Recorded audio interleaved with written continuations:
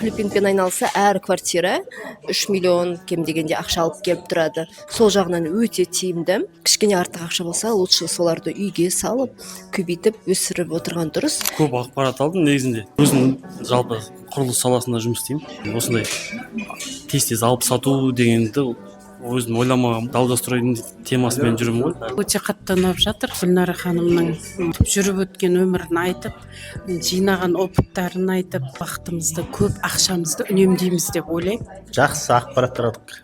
Гүлнара ханым, Гүлеке деп қоямыз ғой қазақша. Былтырдан бері ұлан бауырым арқылы YouTube каналданшы. Балаларым үшін болашақ үшін өмір сүріп жатырмыз ғой бәріміз. Мен өзім осымен қанша жыл болды айналысым келіп жүрген, өзім осындай ремонтпен айналысам. Сол дәл үй саласымен айналысам, ремонт, құрылыспен. Осы білім керек болып отқан өзіме де. Сол үйді қай уақытта алу керек, қай уақытта сату керек, сол ақпаратты білмеппін, шыны керек. Қай уақытта қымбаттайды, қай уақытта арзандайды, қай уақытта сату керек, қай уақытта сатпау керек. Тренинг күшті.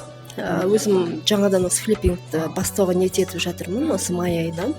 Өйткені флиппинг деген кәдімгі үй бизнесі ғой. Үйдің бағасы ешқашан құламайды, үйдің бағасы жаңағы түсіп кетпейді. Кішкене артық ақша болса, лучше соларды үйге салып, көбейтіп өсіріп отырған дұрыс.